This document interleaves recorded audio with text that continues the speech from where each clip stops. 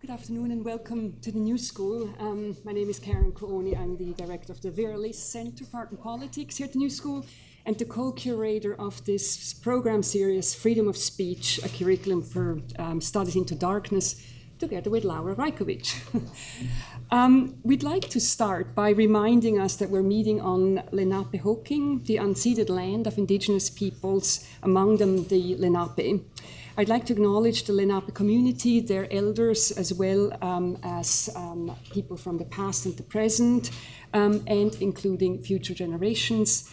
The New School and the wherein Center also acknowledge that we were founded upon the exclusion and erasure of indigenous peoples, including those on whose land this auditorium sits. We understand that this acknowledgement commits us to beginning the process of working to dismantle the ongoing legacies of settler colonialism.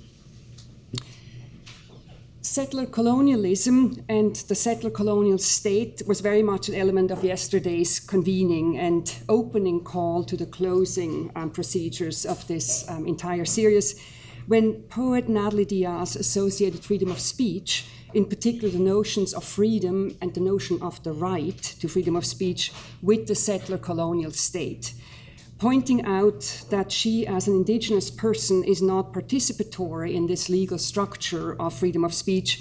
She asked whether her speaking upholds the state, whether freedom of speech itself keeps the state in balance, as she said, or in existence.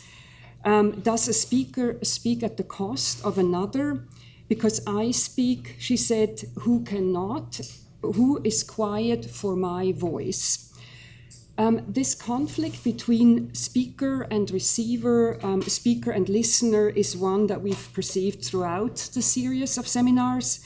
Amar Kanwar last night posed a similar question and referred to the spectrum and this scale of violence by the state that is so enormous that it becomes, as he said, quote, continuously invisible. Since the evidence of crime and violence is so clear, why can we not see it? In reference to environmental destruction in the Indian state of Odessa, he asked, what kind of state does this to their own people? And all along pointed out that the violence of the state is supported by people outside of it who are implicated in all of the state's institutions. In other words, yesterday's presentations brought us to the crucible of the debate on freedom of speech that we've pursued over the course of 6 seminars that are listed on your programs. We're honored and delighted to be able to dig down deeply this afternoon with a stellar group of participants who accompanied our collective research over the course of over a year throughout these various programs and seminars. Maybe just briefly a word on the structure of today's proceeding. Amar Kanwar's invitation by now a year and a half ago was issued inviting us to mine something that is dark or unknowable or unknown in our own context, and we decided freedom of speech would be it. It was based, the invitation on a film called Such a Morning that Kanwar created at the commission by Documenta in spring of 2017. And the film is accompanied by a number of letters that are written, some of them written by the protagonist in the film. Other letters are supplied by the artist in the installation that accompanies the presentation of the film when shown in a gallery setting, which happened last December very memorably at Marian Goodman Gallery. Letter number 7 is one that Laura and I particularly focused on, and it describes the situation of collective research, everything that flows into the research and the potential of tangible outcomes after people have convened. In particular, the letter begins with an invitation to come together, and I'm just reading very briefly the first sentence of the letter, number 7. The invitation to the meeting was short and cryptic. You could take a train, bus, or even a plane to a nearby town, but from there on, other travel would need to be planned. It was obvious that duration and slowness of travel was part of the objective. Time was inconsequential, but the state of mind was not. So we've structured yesterday's and today's convening around certain sections of this letter, beginning with silence and transformation, happening at the end of today's convening through a performance organized and curated by Mandy and Keith Obadike, and last night in the opening presentations by Amar and Natalie Diaz. Then today we're beginning with a discussion of the partnerships that we've been able to develop in the course of this program.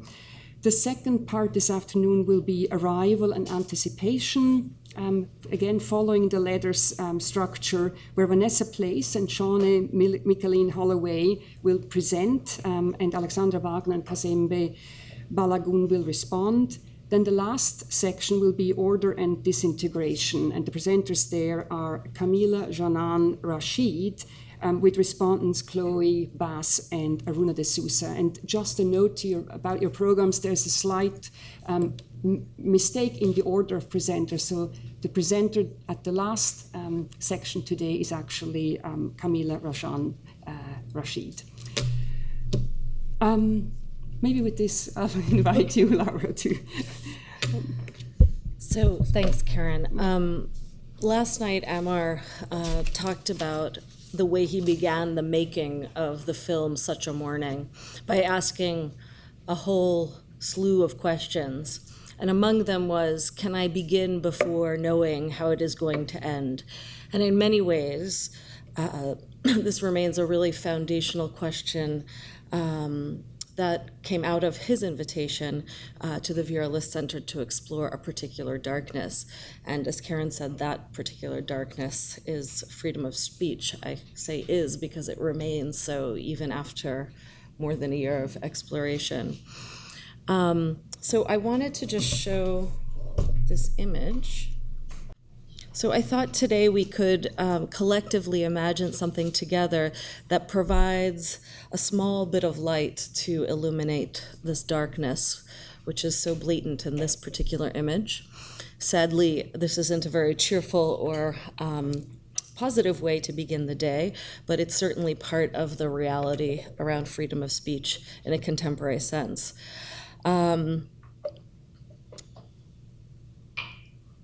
Amar reminded us last night that we are living in a moment of violence so extreme that has moved beyond the normalization of violence into, in fact, a celebration of violence. And this image was recently included in an article by historian Sarah Bond in a hyperallergic article on the origins of white supremacy's fear of replacement. And of course, this image, as disturbing as it is, contains a whole bevy of visual iconography that reflects a racist ideology. And indeed, such an image is used to recruit support, was used to recruit support on a college campus earlier this year. And it also uses the language of freedom of speech as a shield for its own devastating violence. And so under these conditions, under conditions where there is this type of recruitment happening all over, never mind its inaction physically, what constitutes speech or even freedom? As Natalie Diaz asked last night, who disappears when we enact freedom of speech? What is the future of freedom of speech? So we are here today to continue our grappling with these questions. And in this spirit, we'll begin with a conversation between the institutions with whom we have partnered throughout the last year.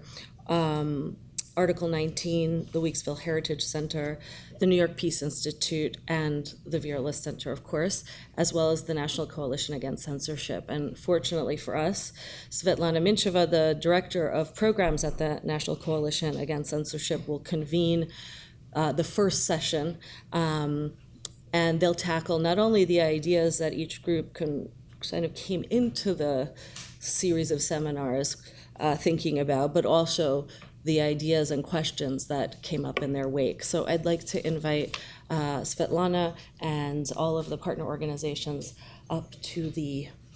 I want to thank the Viralist Center and Karen and Laura for convening this year-long efforts. It's amazing, and it's great to have this continuity. And Amar Kanwar for being the occasion for it, and the kind of the inspiration behind a thinking that is more tangential to the way we normally approach those issues by, retrenching in our positions for and against. So, kind of being in a space of unknowing. And I also want to thank our partners, and sort of I'll continue talking, but I would like to, for all of us, the partners in this enterprise, to say maybe like half a minute of what our organization's investment in this series of seminars has been, where we participated, which seminars, and also what the organization is. Not so much about your organization, and you can all read in your booklet about the organizations, but how you relate to that issue, very briefly. Please just pass the mics around. It works. Say your name. Okay. Yeah, so my name is Obden Mundazier. I am the Oral History Project Manager at the Weeksville Heritage Center. We participated by facilitating the seminar titled Seditious Speech. And the way our organization connected to it is that we are an historic house museum preserving the free Black community that existed in Brooklyn from the 1830s, and we had a lot of abolitionist speakers and thinkers. And we used the speech by Henry Highland Garnett, A Call to Rebellion, which really tackles this idea of free speech for African Americans and how that's changed over time, and how it's very different and difficult for people of color, considering that for a very long time, and even at this moment, we're not considered full citizens. So if you are not a full citizen, what does free speech mean to you? And how does calling for change or a particular type of violence affect you, and like the importance of censorship within that group? So those are the things we were thinking about, and that's how we kind of interacted with this curriculum. And we'll talk about the Henry Highland Garnett story a little bit more further in the discussion. Yeah. It's fascinating. I didn't know about it before. Thank you. My name is Manish Ansari. I'm a digital program officer at Article 19, which is an international human rights organization focusing on freedom of expression. I must admit I'm not the one who normally works on the VLC series. It's our amazing head of gender and sexuality, Judy Tang, and the work that she's been doing, as I think she's spoken on seminars in the past, of taking a feminist lens and gender and sexuality in talking about freedom of expression and who gets access and under what circumstances. Hi, I'm Anna Kai with New York Peace Institute, and we work on conflict resolution services, so we provide mediation and restorative practices to thousands of New Yorkers for their conflicts. We basically help people have really difficult conversations, and what happens in those conversations is people get to express themselves in however they want. And so we kind of, in a way, go into the unknown, and from there, a new possibility can come forth of how somebody can deal with their own conflict. We remain neutral in the process and let that conversation unfold between the parties. So we kind of came at this as really valuing that expression and thinking about difficult conversations, conflict on an individual level, and how it can rise up to our society or a more theoretical level. Hi, everyone. My name is Gabby, and I assisted Karen and Laura throughout this year-long seminar series. I also curated seminar 2 on feminist manifestos. So because I'm an architect, I was really interested in this relationship between freedom of speech and the physical side, the architecture where this takes place. And then I also conducted a series of conversations with the members of partner organizations that we worked throughout this year to understand a little bit more how this played out within their missions and within their own communities.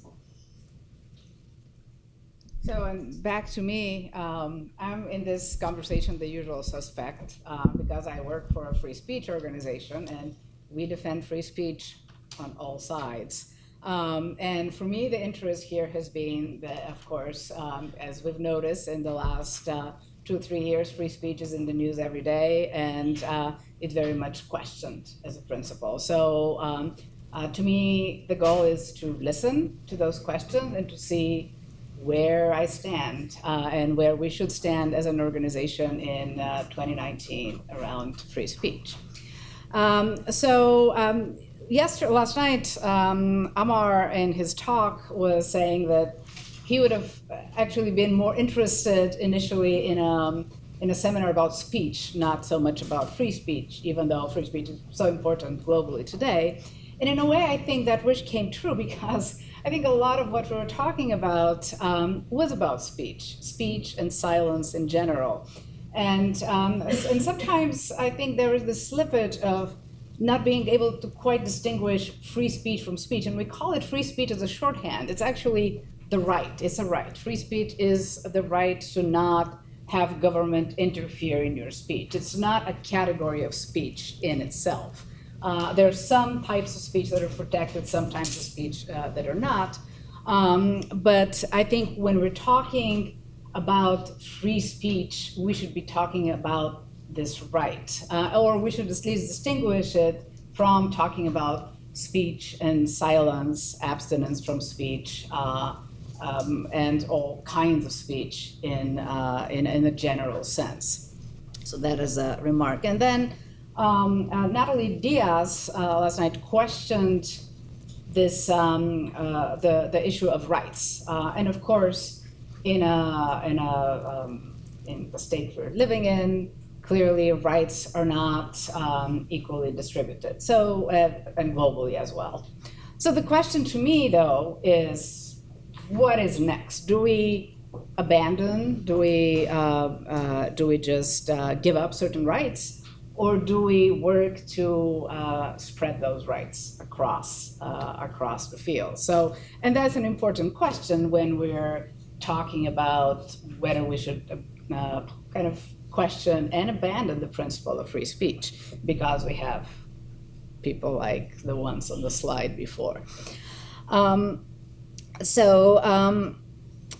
this right the right to free speech has been crucial to civil rights struggles, to women's rights, to gay rights.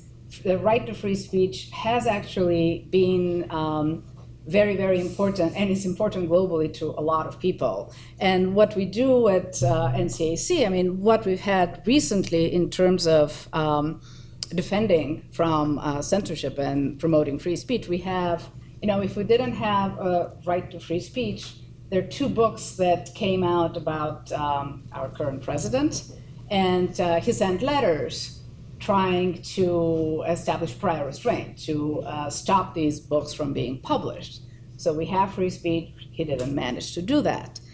We had an artist in California just 2 weeks ago who was doing a public art project soliciting people from the community to give their opinions.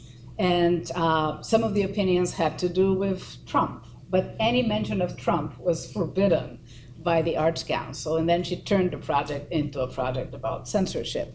We've had Drag Queen Story Hour. I don't know whether you're familiar. These are events at libraries where drag queens read stories to very, very young children. It's really cool. They've been threatened with violence, and we've had libraries cancel events because they could not maintain safety and security. There are protests, and protests are fine, but we have increasingly cultural institutions fearing violence because of speech, because people are unhappy with the speech that's happening in those places. There is for me, even after a year of the seminar, there's still there's an important place for free speech, not to speak globally. And I work a lot with global partners that work on artistic freedom. People are still, they're put in jail, they're killed for their speech. So it's something to consider when we're questioning the effects of speech. So to come to our group here, what I did is I solicited everybody to send me questions that have emerged from them from the seminar and around the seminar. And I grouped those questions into sort of one general question and two propositions. And we're going to structure the discussion that way. And do we get audience participation, or we're silencing the audience? No. If you really need to speak, I'll let you. And now I have to find my slide. Where is it? Okay. Yes, I'm seeing it.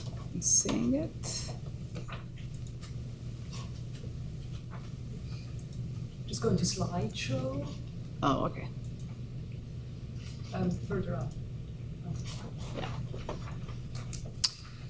So we're going to work our way from the initial question through the propositions. And because you guys are not looking at the screen, and I don't want you having your back to the audience, my printer just decided to put these together. Thank you. So the first question is a question that really comes up systemically when we're talking about free speech today. And it is about how does that right of free speech function when we have a deeply unequal society and when people could exercise their rights differently. This was actually the question that was brought up by Anna. So I'll let her kind of explain how that came up and some thoughts on that, and then open it. Sure. Just take this. So we organized Seminar 6, Going Towards the Heat, Speaking Across Difference, and we used a community building circle practice to start talking about freedom of speech and really individuals' relationship to speech and self-expression. And part of what came up was a lot of questions around silence and around the privilege to be silent or not, and the privilege, and then of course the privilege to speak or not. So we asked participants to reflect on a time when they had been silenced, and bringing it to that really personal level, and perhaps a time when they may have silenced others. And from there, we started to think about some of the systemic challenges that have already been mentioned, but we know, like, interpersonally and on a society level, privilege based on race, gender, socioeconomic status, ability, immigration status, etc. It impacts what privilege you have to silence or speech. And so one example I can think of is when you're speaking out to stay safe, to express yourself. For example, a trans person exerting their right to present as their identity, do they have the privilege of being silent? Being silent is not expressing themselves, not exerting their rights whatsoever. And so I can be silent. I can exert my identity and be silent and remain safe. And, just the image that we saw earlier from the Daily Stormer, is that, again, I could be silent when faced with that image, and it is not, I can still remain safe within my privilege of being silenced against that. So we're just thinking a lot about your individual privilege and your relationship to speech or being silent. I wonder, because we're talking a lot about what in our present political environment, these things have changed. Do you think that this is a new development? Is it something that has always been the case? I mean, the privilege is unequally distributed, and why do we have a crisis today, if we can call it a crisis? And I think Abden wanted to address a little bit of the historical context. Yeah, I think it's always been unequally distributed. When I think of privilege, and I know we've had this in conversations at dinner at Karen's house, which was really great, that I understand privilege as usually privilege means an honor, but like in this sense, it's kind of like a right, and more so like a licensing to that right. So like you have this right to speech, but it's also backed by so many systems. Like you have the government that backs your right to free speech, and then socially you are also like back to this free speech because you are considered like part of the status quo. So we have this idea of citizenship, and like rights come from this idea of citizenship. And as I said earlier, like some people have been allotted more citizenship than others, and like especially with Henry Highland Garnett, one of the things he argues is that the freed African Americans that were existing before the end of the Civil War didn't have full citizenship, and that we had to fight for this. And even after the war, he provides a sermon where he discusses the 3 E's: emancipation, enfranchisement, and education. So these are all things that would increase this idea of citizenship for African Americans so that they can have full access to the rights that are allotted to all citizens. Should I talk about the history of the Garnett speech now or later? I think later, because it's in the context of self-censorship. But in those terms, so this is a desirable right. Yeah. Right? It's a desirable right, but it's not really given fully to everyone. And it's like very obvious. You have, with free speech, you have this idea of hate speech. And what hate speech is just a recalling of history. Like, please remember that there is a hierarchy among race, and that for me to enact any form of hate speech reminds you of this and affects you in a way that you feel silenced and that you are part of a group that hasn't always been accepted. And I guess if we had complete or like full access to citizenship in all its meaning, like aside from the government, but like societally, then that would change in a sense where like you couldn't be able to use hate speech in that manner. What do you mean by, where do we have to be for this kind of privileging not to matter? What kind of society are we envisioning? Like what would it be, because full citizenship you mean in a way that's not the technical way of citizenship, right? Yeah, so I guess one of the things that's changed with Trump being in office is United States has a unique point of view on what freedom of speech is. In other countries, you are not allowed to say certain things because of the particular history that they've had. You have Israel, Germany, South Africa, for example, but because we have a very individual focused society where like individual rights are the most important thing, we have a very different take on free speech. And there is a back and forth between how we can do that. There's censorship and like the argument of a slippery slope to that.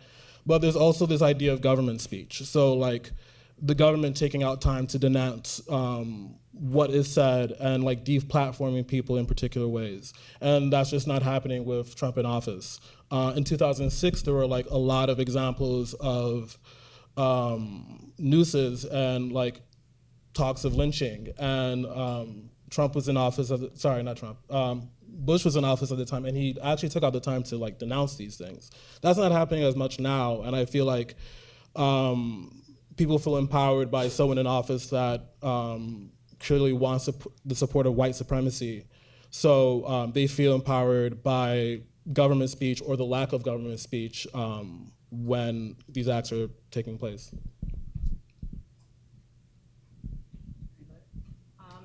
So are we talking here about the future where we're talking about the distribution of power, right? So what kind of future do you, all of you, imagine where, because we're saying free speech as a right is compromised by the current distribution of power, by a president who's pretty much mimicking the language of a particular section of the population, which wants to exclude different sections of the population from their access to rights. So what are we imagining? Are we imagining a future where there are no bad ideas? Are we imagining a future where good people have power? Or what are we, or all ideas have equal power, but then we don't want that either? Like, what are we, what kind of future would we need to have for all of us here that are questioning the concept of, the principle of the right to free speech to fully support it? I know, yeah, So, I'm sorry, I don't have the answer, but maybe just reflecting on the experience we've had partnering with all of you, made it very clear that free speech comes in very different guises and forms and consists of much more than just words. There's always a listener, there's always a context. It is taking place in a particular space, on particular land or ground. It's physical and it's verbal and it's material and immaterial. So it seems to me, and I'm certainly not speaking on behalf of Laura, but the necessity to establish very precise protocols that would determine for each situation how speech can occur, how it needs to be structured, what the conditions are in which it can be uttered or received. I think that needs to be defined and agreed on before public free speech is taking place. So that would mean a slowdown of claiming a stage and making pronouncements, and a recognition that starting with us, standing up with a particular body and claiming the stage, certain mechanisms are falling into place, and we need to be aware of them and identify them and evaluate them very carefully. But we already have protocols, right? I mean, we have protocols, but we don't like the protocols. I don't think protocols are announced, they're not shared, they're not made explicit. I don't think they're visible by and large. And I mean, a proof would be that the president of our country abuses the right of freedom of speech in extraordinary ways, which leads not just to unpleasantness or physical harm, but actual death, in certain communities. So I don't think the protocols that maybe we all here agree on are shared widely, or certainly not by some very, very powerful individuals. I mean, my sense is that, Trump is operating by his own protocols, and they're not, they have to do with probably kind of the law, and he's always testing the law, so he is trying to rewrite those protocols. There are protocols that have to do with free media, with the media presenting a check on government. There are protocols by which we engage. They're unspoken protocols. But I think what you're suggesting, and I think, I want to also open up a little more. We have the new actors of the internet, online platforms, and they're establishing their protocols. So we're constantly in the process of, we are living within protocols of speech, and then always, and historically with African Americans, I mean, there's been protocols, a lot of bad protocols, some good protocols, and some change. But then the question is, with protocols, who establishes them and who has the power to establish them? So we're back to a question of, Aruna, power. Well, I actually was going to jump in and say I don't think power is the right term. I mean, if what we're talking about is distributing rights in a, sorry. No, we got to do it. If what we're talking about is distributing rights in a completely unchanged landscape, fine, we can talk about power and not. But it seems like when you're asking what kind of world are we envisioning, I'm not thinking about power. I'm thinking about when Obden is speaking of the fact that there are many people in this country who are not treated as full citizens. What is that, right? They're not granted the right to life. They're not granted the right to live outside of structural questions of poverty. They're not treated equally under the law. They're not treated, right? These aren't questions of the distribution of power. These are questions of the distribution of a kind of quality of life, right? And so that if we start out and say, well, free speech is a question of the distribution of power, what does free speech mean to a child that's gunned down by the police? What does free speech mean to that child? That free speech means nothing to that child, right? But the right to life means something about that to that child. And so when we get into these conversations about the importance of free speech, we miss all of the things that make speech possible. And the first thing that makes speech possible is life. Right. And so I think that, this is one of the things that struck me so powerfully about Natalie's talk yesterday is that what she was talking about was yes, it was about a kind of participation and not non-participation in the values of the liberal state. But it was predicated on the idea that liberal state has been literally trying to genocide indigenous peoples since it landed up in North America, right? I mean,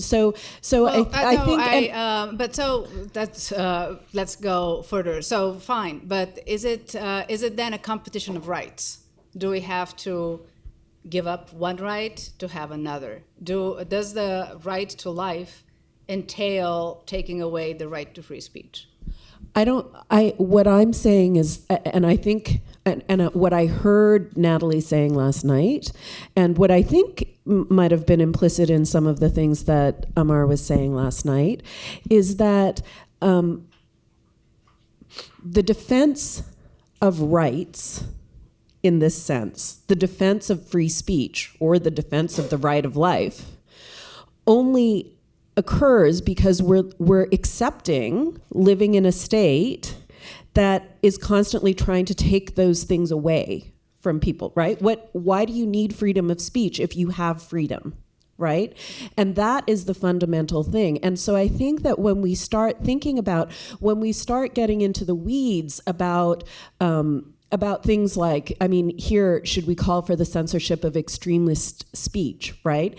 And Well, then I we just have a wanna stop definition at of extremism. What you're saying about the state, how Yeah. do we change the state? And how do we change the state if we cannot critique the state? That freedom of speech, which is a limitation on government power, which says that if you're criticizing the state, you cannot be put in jail. Isn't that really important to, and I want to bring it back to the partners, but thank you. Isn't freedom of speech key in actually changing the state and we've heard so much in the last years about social justice, about racial justice. We are able to address those issues, and we're able to address them because we have the right to do so. Because I'm sure that if Trump didn't have freedom of speech kind of constraining his power, there would be a lot, we wouldn't have a free press for once. And it would be harder to address those, very valid concerns that I'm sure we're all aware of. But so I think kind of like I'd like to move to the propositions, but because we're moving in this logic, I'd like to move to proposition 2 first, which is we need to consider, and I think that's where everybody's going here, we need, especially with Laura's slide that slid this conversation in that direction, we need to consider the effects of speech more carefully. I think Abden was going to talk a little bit more now about Garnett and how the convention decided to censor that speech for a good purpose, to avoid violence to others, and then also talk about extremist speech online. So the way Weeksville made his entry into this seminar is that Henry Highland Garnett was an abolitionist based in New York. His wife, Sarah Tompkins Smith Garnett, was a principal in the area of Weeksville, and he himself was an abolitionist and also started the ACS, African Civilization Society. But to bring this back, from 1830 until the 1890s, we had the colored conventions where black abolitionists, free and enslaved, would meet at these conventions and discuss their condition in the United States. And at one of these conventions in 1843, Henry Highland Garnett gives a speech called A Call to Rebellion. This speech very much asks for the enslaved in the South to rise up against their masters. Basically, it's a critique on the US government and that slavery is a complete sin, and it speaks to a higher power than the government, which is religion and God, saying that if God thinks this is wrong, then it is wrong and you must rise against your masters. But this is a critique on the government. It comes out in 1843, but the details and any reporting of the speech is suppressed until 1850, where Garnett kind of puts out the speech himself in connection to David Walker, who is another abolition that calls for rebellion. But basically, for 7 years, they decide that this speech is so incendiary and that it would affect African Americans throughout the United States that they decided to basically hold off on it. A big opponent of this speech and the message that it brought was Frederick Douglass at the time, even though he kind of changes his opinion later on. But yes, this is a speech that was considered incendiary at the time, with this call to violence, and those at the convention were like, we're not gonna have this spread as much as it could be, and basically it just held off. And yeah, that's like the history of this speech and this consideration of censorship in the sense of you have a less protected community who, as you mentioned before, people, especially with the drag queen storytelling, are not allowed to provide their opinion because those that are part of the status quo will speak against this. I think what's interesting of freedom of speech is that it is a negative right. It's the right for the government to kind of stay out of your way while you're speaking. When I think of Garnett and his speech, it's almost like a positive right where it's a call to change the government, which is what I think we're trying to protect, like the right to criticize the government and ask for a change. So how do you keep these two aspects of freedom of speech without like the entire country being destroyed, right? So here with the Garnett speech was self-centered by his peers because of concerns of what would happen if the speech got out. And now we're concerned about, when we're looking online, about extremist speech and the effects of extremist speech. And there's a kind of a strange, confluence of, the Soros Foundation, the Open Society Institute, teamed up with the Koch Institute, to combat extremist speech, which to me is always kind of like, raises a question. And I have this great quote, which I don't have here, by Martin Luther King, who was called an extremist. And in a letter from the Birmingham jail, he says, at first I didn't want to be called an extremist, but then I thought, Jesus was an extremist. Martin Luther was an extremist. You want to be an extremist. You want to change this society extremely because, one of the synonyms of extremism is radicalism. But the thing is, for Martin Luther King, it was, are you an extremist for hate? Are you an extremist for love? But extremism itself is something that, is people who want to change things radically. You have to be an extremist. So I wonder what you guys are thinking about that. Okay, I think you have Mike. Thank you so much. I think, and I'm going to speak from an international human rights perspective. So, like thinking about about international human rights law and that framework for thinking about censorship as a negotiation between the individual and the state, as you've set up so nicely. I think from a freedom of expression perspective, so from that international human right that we have, censorship of extremist speech, which likely includes legally protected speech, is a slippery slope, and it really comes down to what we mean by extremist or radical or terrorist, right? Which those words are all kind of used together. And in fact, there is no universal definition in international law for any of those terms. There's no consensus.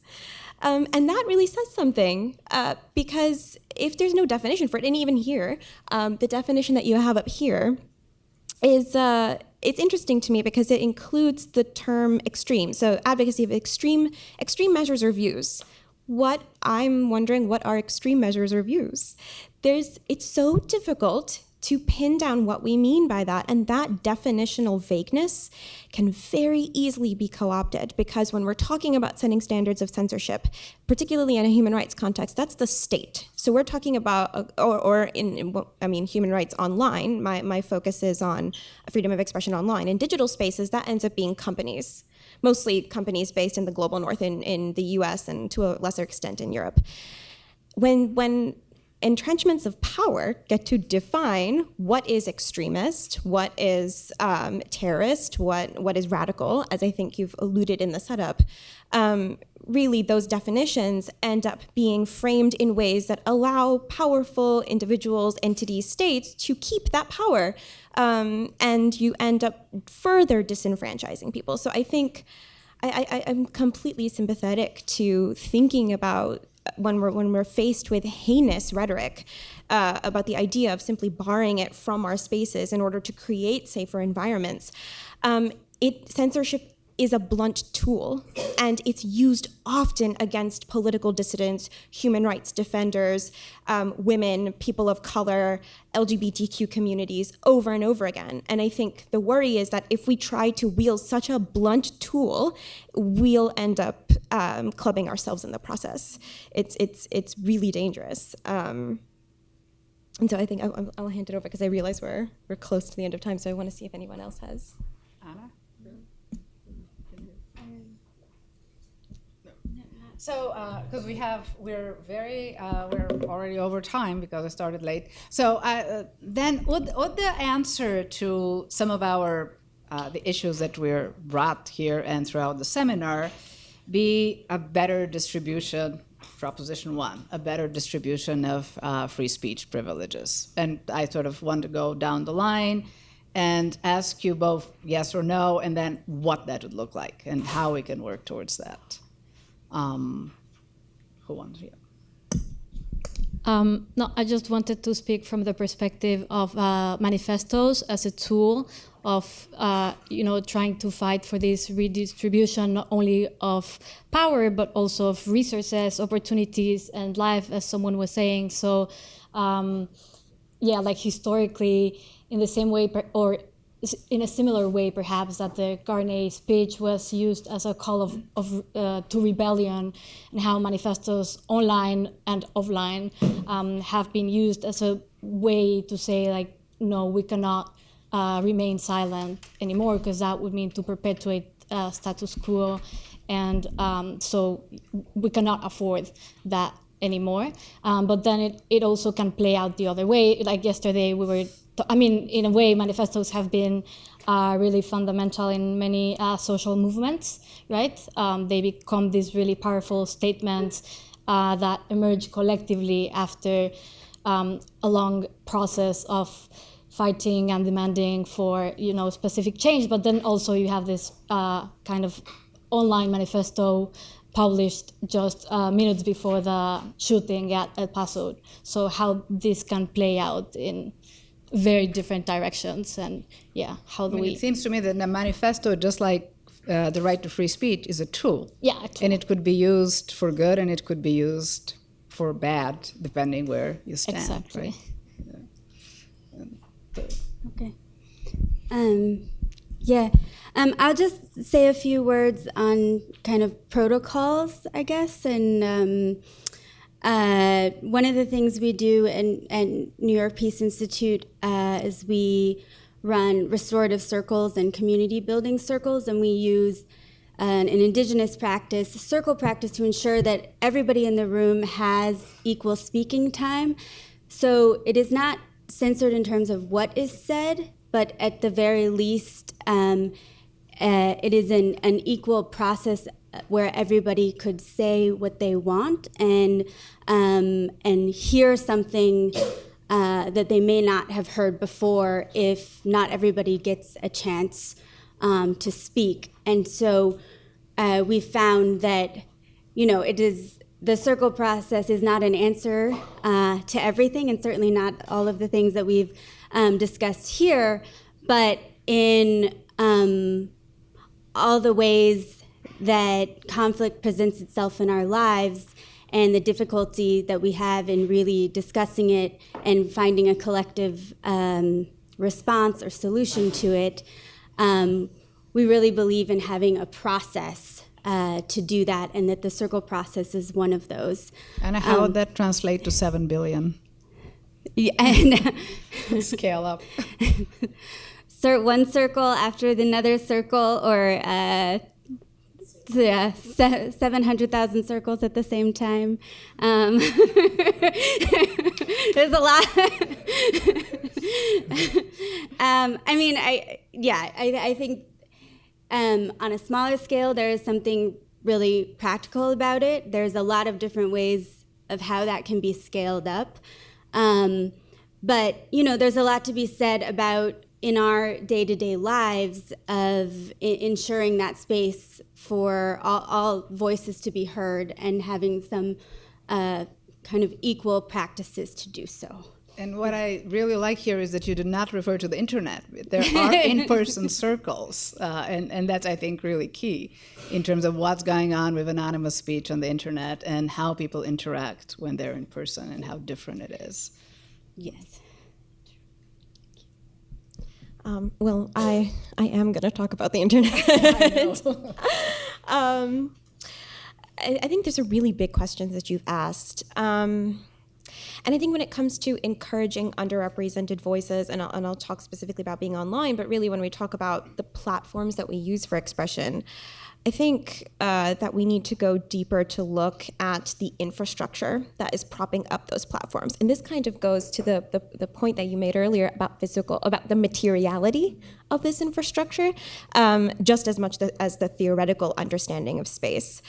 And this really kind of comes from this recognition that while everyone might have an effective access to human rights by virtue of being humans, I think we've said over and over again that there are some structural barriers that impedes some people's ability to access those rights more than others. So there's a difference between effective access and structural access. We see that over and over when we look at the media tools that we use to communicate, when we look at the platforms, and we see global platforms like Facebook, YouTube, Twitter, and we see these platforms are clearly designed by, overwhelmingly teams of white men from North America. And it reflects those platforms. Then we wonder why it doesn't really work for everyone. We see, well, it was designed by people who have a certain socio-political perspective and think within those terms. And so, of course, they're going to design technologies in a way that reflects that thinking. It's hard to imagine thinking inclusively when the people behind that tech, they're not inclusive groups or representative groups themselves. So I think in terms of thinking about what we can do, really practically moving from the theoretical to the practical, it's about bringing those underrepresented voices, people that represent the public interest, into the decision making that goes into the design and development of the technologies we use. And that's really difficult because when we think about internet infrastructure, they're invisible companies. They're companies that we don't think about every day. They're companies called, Cloudflare or things that we do. They're not Facebook and Twitter that we're involved with all the time. They're invisible, and they use that invisibility to develop the tech, the physical tech. I'm talking about the cables and the servers and the cell towers that make the internet what it is. But there are opportunities for us, I speak as part of civil society, but really for underrepresented communities to go in there and influence the engineering. And I think that's really, from a technology perspective, we need to start thinking about how we can break open the monoculture that makes up tech, and in innovative ways. That might mean going to technical communities. That might also mean building our own infrastructure. When we ask questions of who has access, what we have access to, under what terms do we have that connectivity, those are fundamental questions that, again, go to infrastructure specifically. And if we start having the agency to build our own infrastructure, we can answer them on our terms. Right, exactly. And I think that's back to protocols, and it's a matter of who builds the protocols. We want somebody else to be building the protocols. Absolutely. Yeah, so having voice within this infrastructural level, I think, is incredibly important and is a switch from the institutional access that people of color and disenfranchised groups were trying to access, and was very successful until the 1970s, where we go into this age of neoliberalism and basically full access to the free market. And I think what's interesting about the internet is that it is a reflection of that, where there are not as many rules for the internet, and a lot of the platforms, as mentioned before, were created with monocultural perspective. And recently I was watching, sadly I didn't know of 8chan until 3 weeks ago, and watching it and listening to the creator of it explaining that initially it was a space for everyone, and everyone had access to this platform, but quickly with the amount of extremists or hate speech coming, that people just started leaving, and it just started reflecting white males that were very angry. So understanding that there needs to be some form of structure that really invites everyone, I think, is just really important in going forward. Well, thank you all, and I'm sure the conversation will be continued this afternoon. And it was really a pleasure to be working with everybody, and meeting here and meeting at dinners. So I really thank you guys for organizing this. Thank you.